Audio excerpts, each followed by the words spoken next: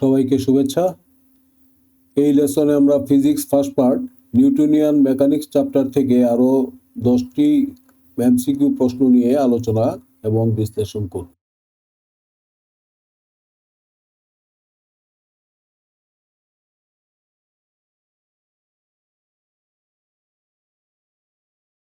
এর উত্তর হচ্ছে অপশন এ, ভি এর মান mu r g to the power half এর সমান অথবা এর কম হতে হবে। এটা হচ্ছে নিরাপদে বাঁকে চলার ফর্মুলা। ডিটেইলস আলোচনা করার সুযোগ এখানে নেই। যদি এটা নিয়ে স্পেশাল ভিডিও তৈরি করি সেটা আপলোড করার পরে তোমরা দেখে নিও। এই ডায়াগ্রাম হচ্ছে কোয়েশ্চেন্স 52 এবং 53 জন্য প্রযোজ্য।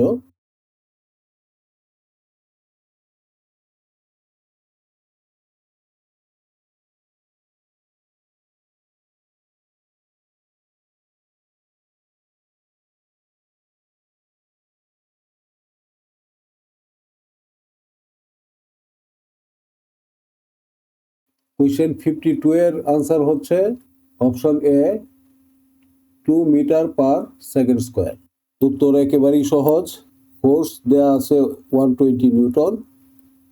যে সিস্টেমটার উপরেই বল প্রযুক্ত হয়েছে সেটার টোটাল মাস হচ্ছে 25 KG plus 20 KG plus 15 KG, মানে হলো 60 কেজি। সুতরাং 60 কেজি ভরের উপরে 120 নিউটন বল প্রযুক্ত হলে তার ত্বরণ হবে 2 মিটার পার সেকেন্ড স্কোয়ার।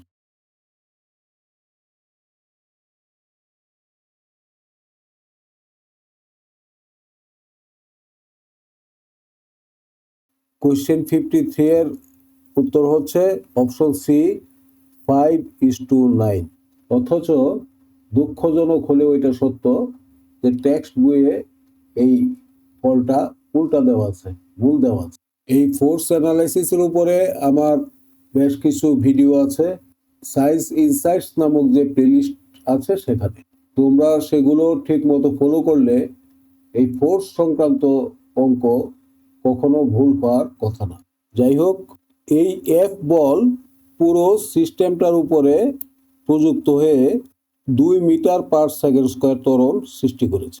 অর্থাৎ মাস M3 এক্সিলারেশন সেটাও 2 metre per second square, M2 এক্সিলারেশনও 2 metre per second square, M1 এরও তাই। এখন T1 এর কাজ কি? T1 এর কাজ হলো M1 বা 25 কেজির উপরে 2 মিটার পার সেকেন্ড স্কোয়ার ত্বরণ সৃষ্টি করা। তাহলে T1 এর মান কত? T1 সমান 25 ইন্টু 2 মানে 50 নিউটন। T2 কাজ হলো মাস M1 এবং মাস M2 উপরে 2 মিটার পার সেকেন্ড স্কোয়ার ত্বরণ সৃষ্টি করা। তো মাস M1 এবং মাস M2 মিলিত ভর কত? 25 কেজি প্লাস 20 কেজি, 45 কেজি। তো 45 ইন্টু 2 সমান হলো 90, অর্থাৎ T2 মান হচ্ছে 90 নিউটন। তাহলে T1 বাই T2 হবে 50:90 সমান 5:9। অথচ টেক্সট বইয়ে দেওয়া আছে উত্তর নাকি এইটা। মানে ভুল করে, কিন্তু ভুল আবার সংশোধন করে দেয় না, এটাই হচ্ছে দুঃখজনক।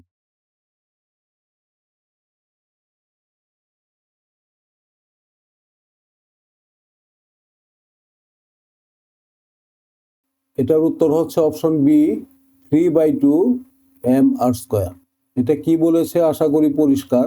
সিলিন্ডারের মাস দেওয়া আছে m, রেডিয়াস দেওয়া আছে r। তো জিওমেট্রিক এক্সিসের সমান্তরাল এবং ট্যানজেন্ট টু দ্য ওয়াল এই অক্ষের সাপেক্ষে এই সিলিন্ডারের মোমেন্ট অফ ইনার্শিয়া বের করতে বলেছে। তো আশা করি তোমাদের এই অক্ষটা বুঝতে কোনো সমস্যা হচ্ছে না। তারপরেও আমি দেখিয়ে দিই। এটা হচ্ছে এম ভর বিশিষ্ট একটি ডিস্ক বা সলিড সিলিন্ডার যাই বলো। এই সিলিন্ডারের দুটি সার্কুলার ফেস রয়েছে, একটা হচ্ছে এইটা আর একটা হচ্ছে এর বিপরীত পাশে। এই সার্কুলার ফেসের একটা কেন্দ্র রয়েছে যা হচ্ছে ও, অনুরূপভাবে বিপরীত পাশেও একটা কেন্দ্র রয়েছে। এই দুটি কেন্দ্র ভেদকারী সরল রেখা হচ্ছে P1 Q1। তাহলে P1 Q1 হচ্ছে এই সিলিন্ডারের জ্যামিতিক অক্ষ বা জিওমেট্রিক অ্যাক্সিস। এই অ্যাক্সিসটা কিন্তু একেবারেই অনন্য, কারণ এই ধরনের অ্যাক্সিস আর দ্বিতীয় একটা নেই। এখন যে অ্যাক্সিসের সাপেক্ষে এটার মোমেন্ট অফ ইনার্শিয়া বের করতে বলেছে সেটা হচ্ছে P2Q2, কারণ P2Q2 P1Q1 এর সমান্তরাল এবং এই উপরিভাগের সারফেসের সাথে স্পর্শক। তাহলে বুঝতে পারছো P2Q2 P1Q1 থেকে আর দূরত্বে আছে, কারণ আর হচ্ছে এই সিলিন্ডারের ব্যাসার্ধ। এখন দেখো P2Q2 কিন্তু অনন্য নয়। এইরকম বৈশিষ্ট্য সম্পন্ন অক্ষ তুমি কিন্তু অসীম সংখ্যক পাবে। যেমন এই এক্সিসটাও কিন্তু P2Q2 বৈশিষ্ট্য ধারণ করে, কারণ এটাও আছে P1Q1 থেকে আর দূরত্বে, কারণ দেখতেই পাচ্ছ এটা লেগে আছে তোমার সারফেসের সাথে, প্লাস এটা P1Q1 এর প্যারালেল। এরকম বহু আঁকতে পারবে। এই জন্য বলছি P2Q2 অনন্য নয়। যাই হোক, এটা এখন প্যারালেল এক্সিস থিওরেমে পড়ে গেছে, কারণ P1Q1 হচ্ছে ভরকেন্দ্রগামী আর P2Q2 হচ্ছে P1Q1 থেকে একটা নির্দিষ্ট দূরত্বে অবস্থিত প্যারালেল এক্সিস। কাজে প্যারালেল এক্সিস থিওরেম অনুসারে আমরা লিখতে পারবো I of P2Q2 সমান I of P1Q1 plus M R square. তো আমরা জানি I P1Q1 সমান হচ্ছে M R square divided by 2, আর এটা হচ্ছে M আর স্কোয়ার সমান 3 divided by 2 M R square. P3Q3 এটাও এক ধরনের অক্ষ, ডায়ামেট্রাল অক্ষ। এটা এখানে অপ্রাসঙ্গিক, এই প্রসঙ্গ আর এখন টানলাম না। ঠিক আছে, আশা করি বুঝতে পেরেছো।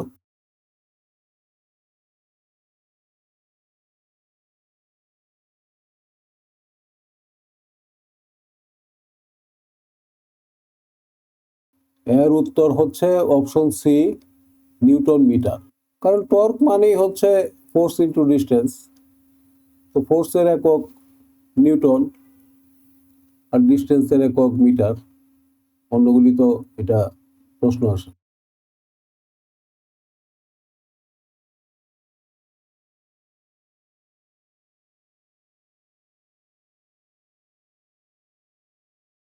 এটার উত্তর হচ্ছে অপশন বি, কাইনেটিক এনার্জি সমান হাফ আই ওমেগা স্কোয়ার। আসলে যারা ওই পাবলিক ইউনিভার্সিটিতে ভর্তি হতে আসে তাদের সবাই এই কাইনেটিক এনার্জি সমান যে হাফ আই ওমেগা স্কোয়ার এটা জানে। সুতরাং এইসব প্রশ্ন আশা করা যায় সবাই পারবে। এই প্রশ্নগুলিতে আসলে কোনো ডিফারেন্স তৈরি হবে না, এগুলি একেবারেই মৌলিক।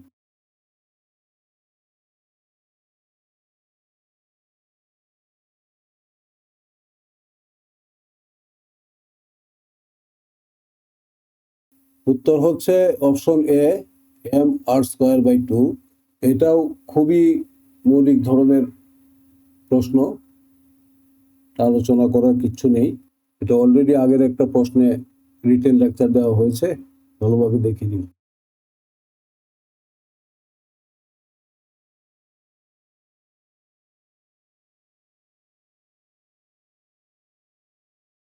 উত্তর হচ্ছে option B, 2 metre per second.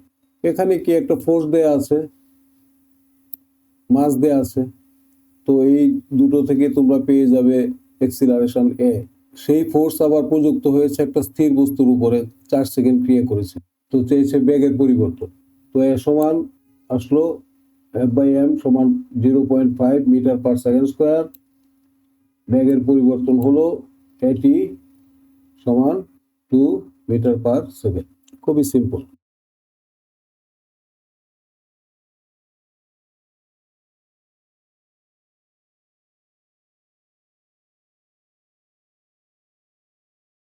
উত্তর হচ্ছে অপশন ডি, ইলেকট্রোম্যাগনেটিক ফোর্স।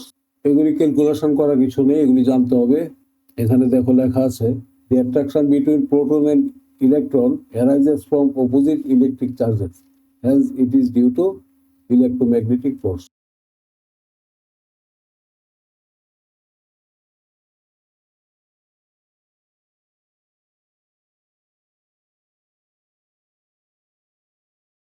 উত্তর হচ্ছে option C, M L by T. তো মোমেন্টামের সূত্র কি? P equals to M V. তো এম তো মাস, এই যে মাস, আর ভি তো হচ্ছে ব্যাগ, L by T. Very simple, M L by T. তো ঠিক আছে, এই লেসনের এখানেই সমাপ্তি। তোমরা সবাই ভালো থেকো।